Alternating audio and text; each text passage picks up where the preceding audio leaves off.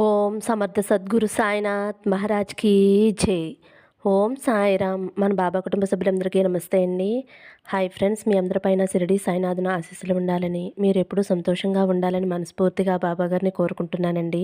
Friends, మీకు ఎటువంటి సమస్యలు ఉన్నా సరే ఒక్కసారి ఈ గురువు గారిని కాంటాక్ట్ అవ్వండి. శ్రీ వారాహిదేవి జ్యోతిష్యాలయం నెంబర్ 1 వశీకరణ స్పెషలిస్ట్ పండిత్ పవన్ నంబూదిరి గారు. ఫోన్ నెంబర్ వచ్చేసి 9043637512.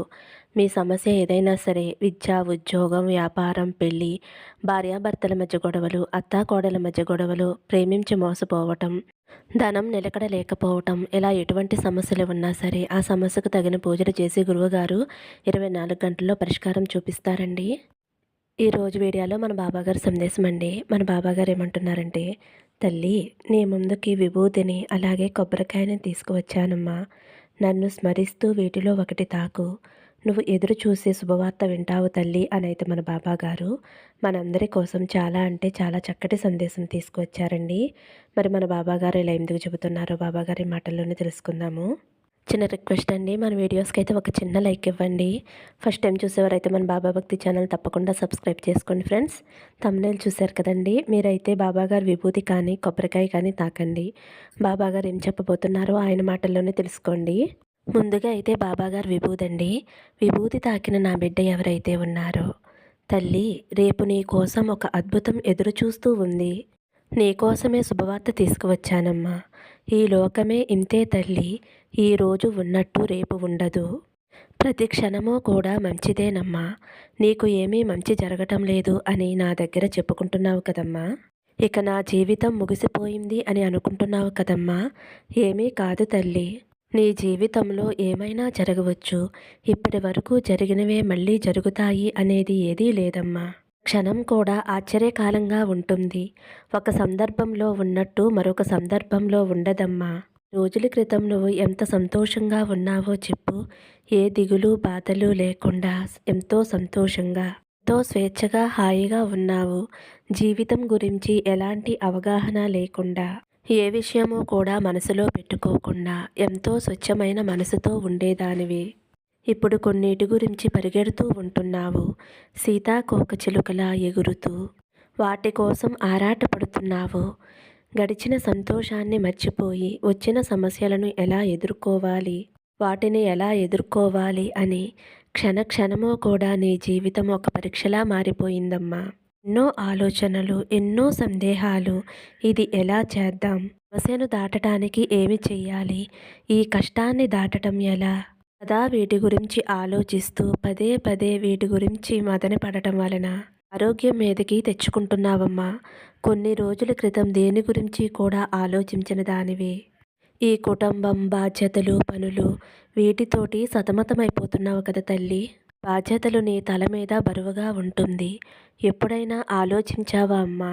వీటిని నేను మొయ్యగలను అని. ఈ సమయంలో నా జీవితం అయిపోయింది అని అనుకుంటున్నావు కదా తల్లి. ఏమీ కాదమ్మా. ఇప్పుడు ఈ కష్టకాలంలోనే ఎందుకు ఇలా అనుకుంటున్నావో చెప్పు తల్లి. సంతోషకాలం ఎలా అయిపోయిందో ఈ కష్టకాలం కూడా అలాగే అయిపోతుంది తల్లి. ఇప్పుడు ఆ కాలాన్ని ఎలా దాటి వచ్చావో ఇప్పుడు ఈ కాలాన్ని కూడా నువ్వు దాటి తీరాల్సిందేనమ్మా. సమయంలోనైనా సరే నువ్వు నిశ్చయంగా, దృఢంగా, నమ్మకంగా ఉండాలి తల్లి. ఈ సమయం తప్పకుండా వస్తుంది తల్లి.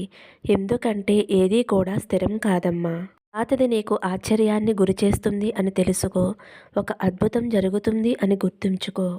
ఈ సమయాన కష్టపడుతున్న నువ్వు తర్వాత క్షణంలో ఎంతో ఆశ్చర్యకరమైన ఆనందాన్ని పొందుతావు అని గుర్తుంచుకో తల్లి. ఇందుకోసమేనా నేను ఇంతగా బాధపడ్డాను అని నువ్వు తప్పకుండా అనుకుంటావు తల్లి. ఎందుకంటే కాలం దేనిని కూడా నిరంతరంగా ఉంచదు. అన్నీ కూడా తప్పకుండా మారుతాయి. వల్ల ఇదే శాశ్వతం అని నువ్వు అనుకోకుండా నీ కష్ట సమయంలో నిన్ను కాపాడేందుకు నీ సాయి తండ్రి నేను ఉన్నాను తల్లి. నీ కష్టం తీర్చడానికి నీ చుట్టూతా ఎవరూ లేకపోయినా, నీ కష్టం తీర్చి నీ కన్నీరు తుడవడానికి నీ సాయి తండ్రిని నేను ఉన్నానమ్మా. బాబా అని చెబుతున్నానమ్మా. నీ కన్నీరు నాకు కానుకగా ఇచ్చావు కాబట్టి నీకొక వరం ఇస్తున్నానమ్మా. నీ నుండి కష్టాలను, కన్నీళ్లను దూరం చేస్తున్నాను తల్లి. మనసులో ఉన్న కష్టాన్ని తొలగించి సంతోషం కలిగించే నేనిచ్చే వరం తల్లి ఇది. నీకే ఇస్తున్నానమ్మా. బాధపడకుండా నీ కళ్ళల్లో ఉన్న కన్నీరు తుడుచుకో తల్లి. నీకు ఇవ్వవలసిన అద్భుతాన్ని ఇస్తాను తల్లి. నీ జీవితం ఎంతో ఆనందంగా, సంతోషంగా ఉంటుందమ్మా. బాధలు ఉన్నా, కష్టాలు ఉన్నా వీటన్నిటినీ జయించి నీ జీవితాన్ని సాఫీగా సాగేలా చూసుకో తల్లి. రోజు నువ్వు ఇప్పుడు పడుతున్నది కష్టం. రేపు అనేది ఆనందం, సంతోషం, ఆశ్చర్యం, అద్భుతం. ఈ విషయాన్ని నువ్వు గుర్తుపెట్టుకుంటే నీ కళ్ళల్లో కన్నీటికి చోటు ఉండదమ్మా. రేపు నీ జీవితంలో అద్భుతం జరుగుతుంది అని నువ్వు ముందుకు సాగు తల్లి. అప్పుడే నీ జీవితం కొత్త కొత్తగా రంగులమయం కాబోతుందమ్మా. ఇంది కదమ్మా, ఈ రోజును చూసి బాధపడవద్దు. రేపు సంతోషం వస్తుంది కదా అని ఎదురు చూడు తల్లి. పరమ పవిత్రమైన ఈ విభూతితో ఈ చిన్న పని చేయి తల్లి. నీకు ఎన్నో మార్గాల తలుపులు తెరుచుకుంటాయి తల్లి. నా కోసం ఈ చిన్న పని చెయ్యమ్మా. ప్రతి గురువారము కూడా నా 108 నామాలతోటి ఈ విభూతితోటి నాకు అర్చన చేయి తల్లి. విభూతిని ఇంట్లో అందరూ కూడా ధరించండి. అలాగే ఆరోగ్యం కుదుట పడటానికి ఒక గ్లాసు నీటిలో చిటికెడు విభూతి వేసుకుని తాగటం వలన ఆరోగ్యం అనేది కుదుట పడుతుందమ్మా. ఎటువంటి అనారోగ్య సమస్య ఉన్నా సరే తొలగిపోతాయమ్మా. నీ కష్టాలు తొలగిపోయి నీ జీవితంలోకి ఆనందం, సంతోషం వస్తాయమ్మా. దిగులు, బాధ వదిలేసి సంతోషంగా ఉండు తల్లి అని అయితే మన బాబా గారు విభూతి తాకిన వారి గురించి అయితే ఇలా చెబుతున్నారండి. ఇప్పుడు కొబ్బరికాయ అండి.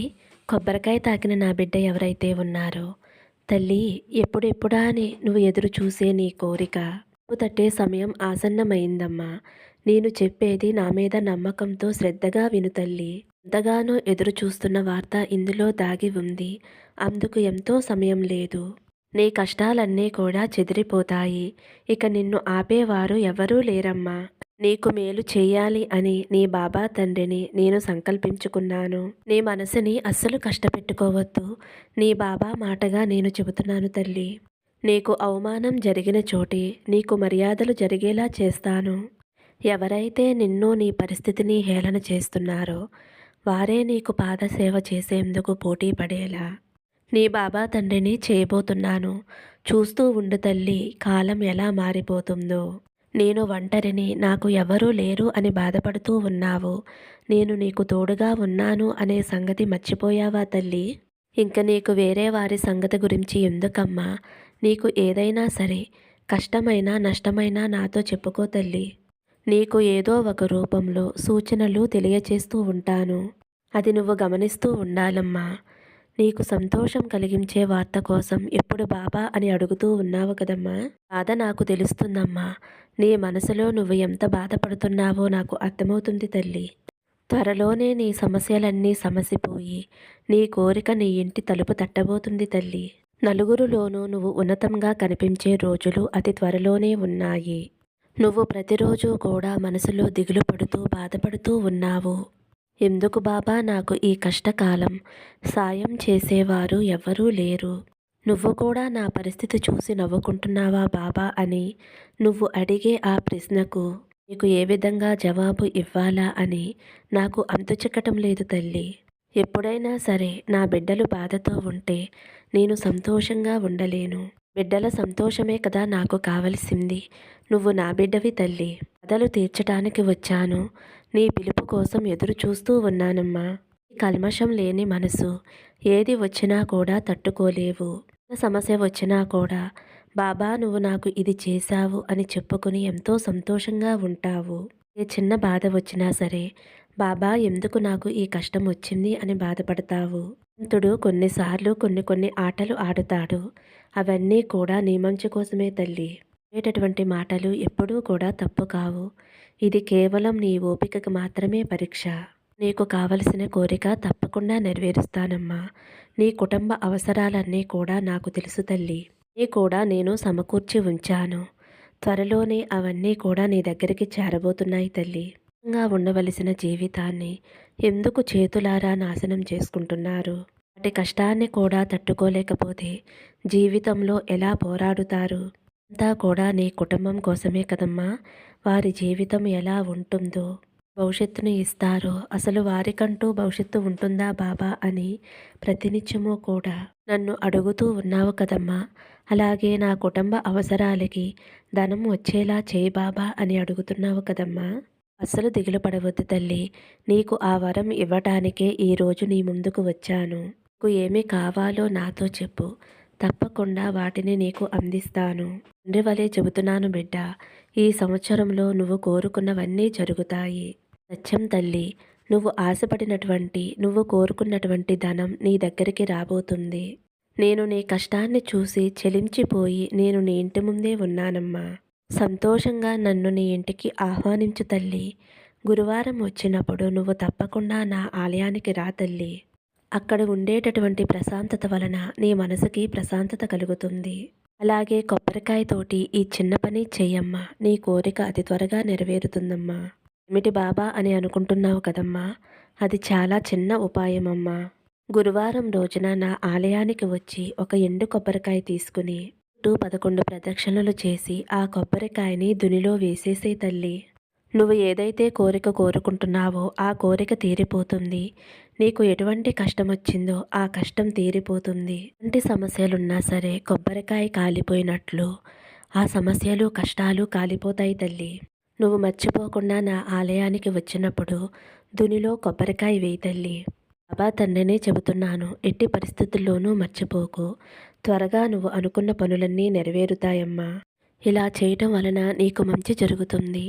అలాగే నీకు అంతా కూడా శుభమే జరుగుతుంది తల్లి.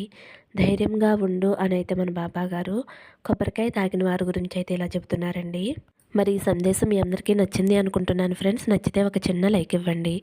సర్వే జనా సుఖినో భవంతు. సమస్తం సద్గురు సాయినాథార్పణమస్తు. శుభం భవతు. జై సాయిరామ్.